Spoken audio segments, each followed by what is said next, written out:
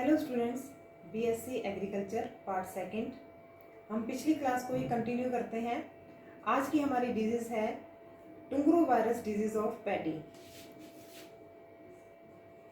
टुंग्रो virus disease of paddy या leaf yellowing disease.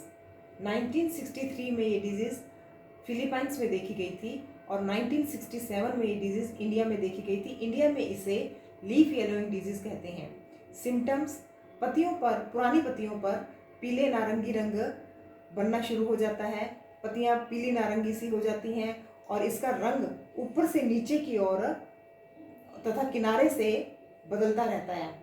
When clearing शुरू हो जाती है, यानी कि इंटरवेनल जो रीजन है वो कंप्लीटली या तो येलोइंग हो जाता है या फिर वाइट हो जाता है और वेन मोटी हो जाती है और पौधे जो हैं उनकी ग्रोथ रुक जाती है। बालियों में दाने नहीं बनते हैं, हल्के बनते हैं, छोटे बनते हैं और इन्फेक्शन अगर उग्र अवस्था में हो जाता है तो बालियां बनती ही नहीं है। अब है इसका पैथोजन। पैथोजन है इसका राइस टुंग्रो स्फेरिकल वायरस। ये वायरस 2-3 फसलें जहाँ पर फसल ली जाती है, 2-3 बार ली जाती है, वहाँ जीवित पौधों पर भी पाया जाता है और हरे ठूंठ पर भी पाया जाता है। ये वायरस जो है लीफ होपर द्वारा इस वायरस का संचरण होता है। कंट्रोल मेजरमेंट्स हैं इसके: use of disease resistance varieties, field sanitation,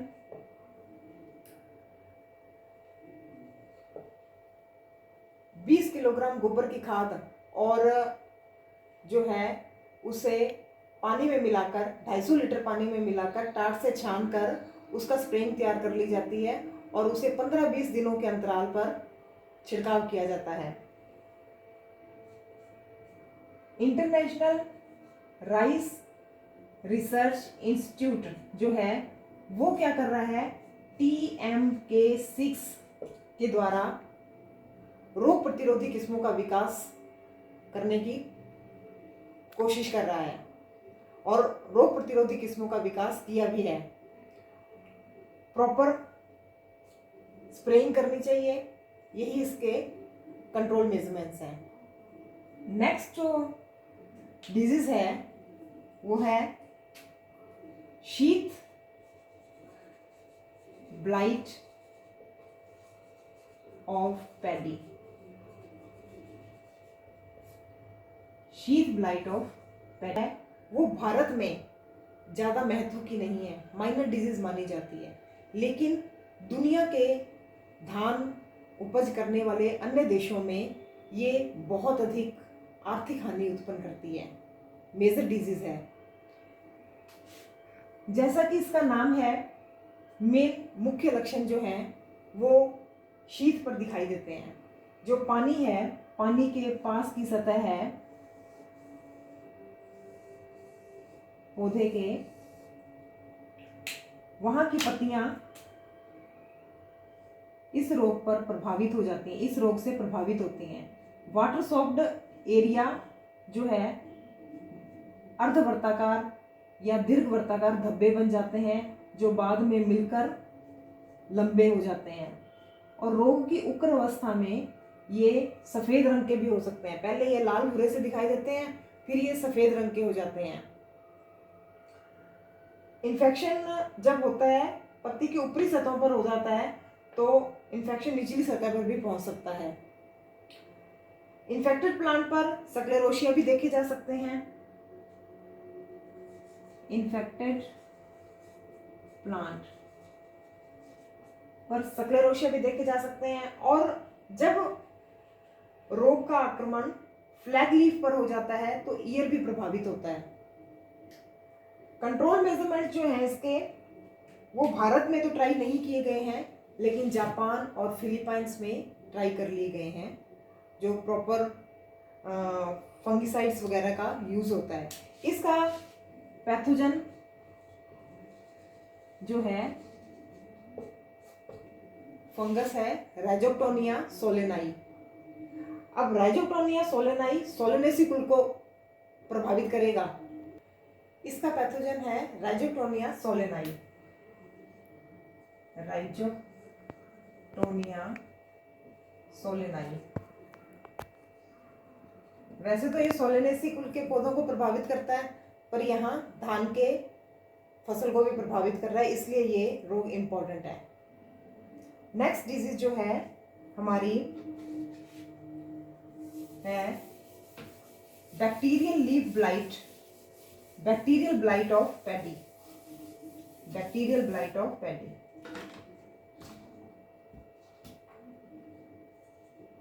bacterial blight of paddy 1980-81 में यह रोग पंजाब और हरियाणा में महामारी के रूप में फैला और इससे उपज को 40 से 100% तक हानि हो गई थी पंजाब में। सिम्टम्स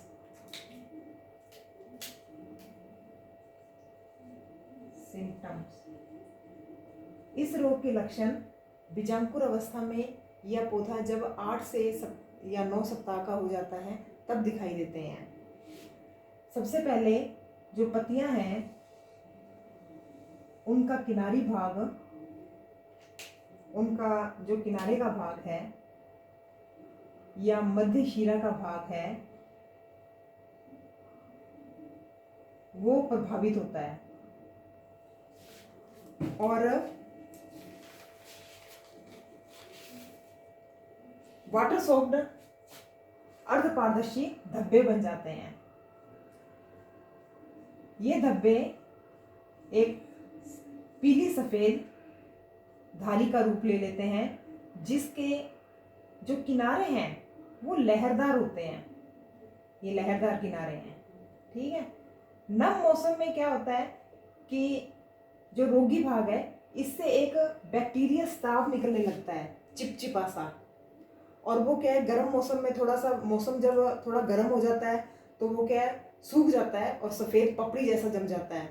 और यही जो बैक्टीरियल स्राव है, जमा हुआ सफ़ेद पपड़ी जैसा, यही इस रोग की पहचान है। जिसके कारण क्या है, ये रोग जाना जाता है कि भाई ये रोग डिजीज बैक्टीरियल डिजीज है। तो ये सिम्टम है बैक्टीरियल ब्लाइट डिजीज का। ये इन्फेक्टेड पार्ट ऑफ लीफ।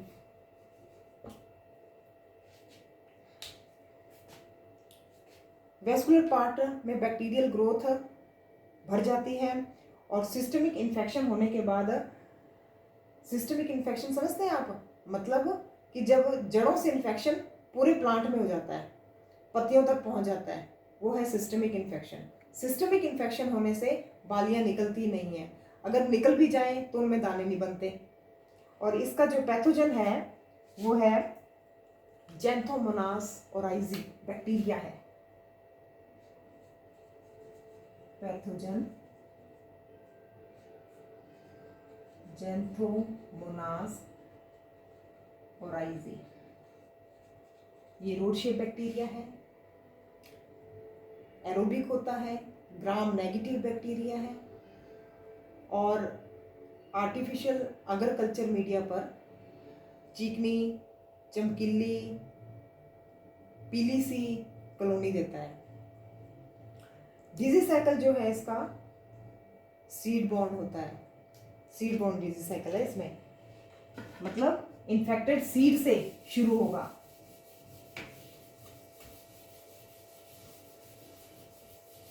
अभी अपन देखते हैं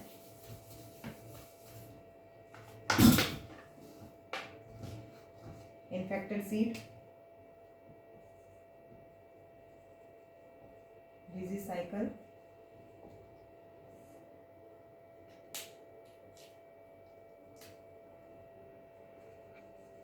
infected seed, incision, infected plant। ठीक, ऑफ सीजन में क्या है, ये infected plant dormant spore of bacteria cell and plant residue in soil, मिट्टी में पड़े रहते हैं इन्फेक्टेड प्लांट्स के पार्ट। ठीक है, और जैसे ही फिर इन्फेक्शन शुरू हो जाता है, और सेकेंडरी इन्फेक्शन जो है, सेकेंडरी इन्फेक्शन किसके द्वारा होता है, ये विंड या इंसेक्ट द्वारा होता है। यानी कि रोगी पौधे पर हवा चलने से भी जो स्पोर्स हैं वो हेल्दी प्लांट पर चले जाते हैं, और इंसेक्ट रोगी पौधों पर बैठते हैं तो चले जाते हैं हेल्दी प्लांट्स पर। और स्पोर जो है बैक्टीरियल सेल के डोरमेंट स्टेज में ज़मीन में पड़े रहते हैं, और जब बीज, मान लो स्वस्थ बीज भी बोया गया, तो वो प्लांट्स को, बीजों को इन्फेक्ट कर देंगे और फिर नया इन्फेक्शन शुरू हो जाएगा। इसीलिए मतलब सीड ट्रीटमेंट करके बोने चाहिए। ये इसका कंट्रोल मेजरमेंट हो गया। ठीक है, तो ये है disease cycle of bacterial blight of paddy. Control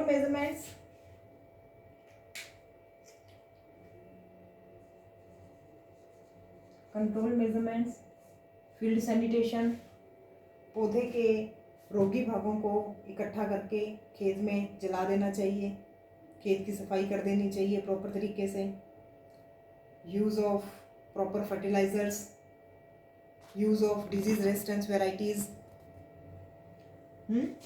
और सीड ट्रीटमेंट किया जाना चाहिए। एग्रीमाइसिन एंटीबायोटिक का जलीय घोल और जलीय सेरेसोन से स्प्रेइंग की जानी चाहिए, ब्लाइटॉक्स 50 और स्टेप्टोसाइक्लिन से। तो ये इसके कंट्रोल मेजरमेंट्स हैं। अब लास्ट पैडी डिजीज है खैरा डिजीज ऑफ पैडी, वो डिस्कस कर लेते हैं अपन। फिर अपनी पैडी की सारी फील्ड जो क्रॉप है पैडी, इसकी सारी डिजीज जो अपने कोर्स में है वो अपनी कंप्लीट हो जाएंगी।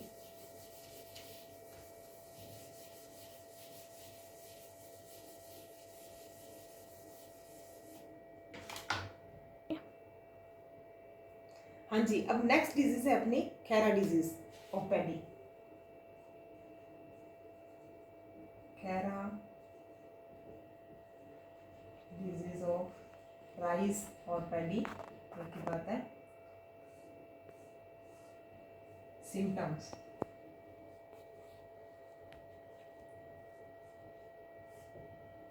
इस रोग के लक्षण में पत्तियों के आधारीय भागों में क्लोरोसिस शुरू हो जाती है, यानी पत्तियां पीली पड़नी शुरू हो जाती हैं।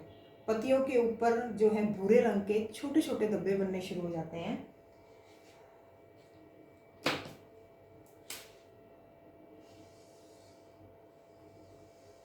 पत्तियों पर छोटे छोटे भूरे रंग के धब्बे बनने शुरू हो जाते हैं।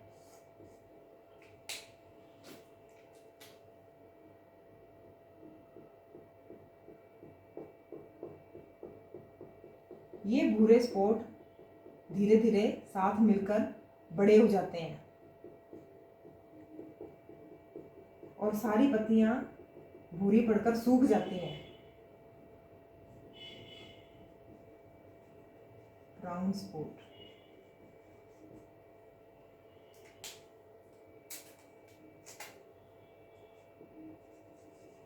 इन्फेक्टेड लीफ,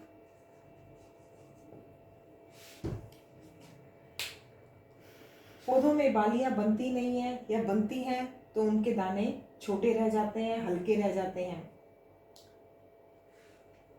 पैथोजन है इसका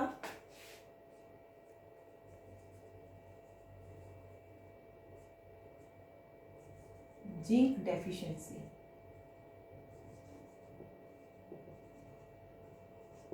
ये नॉन इन्फेक्शियस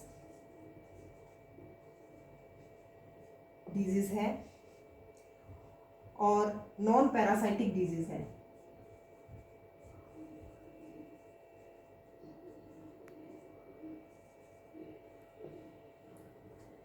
इसके कंट्रोल के लिए जिंक सल्फेट और 2.5 किलो बिना बुझा चूना 1000 लीटर पानी में मिलाकर स्प्रेइंग तैयार कर ली जाती है।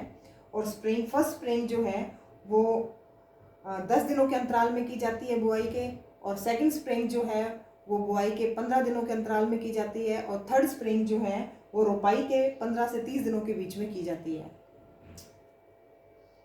Thank you.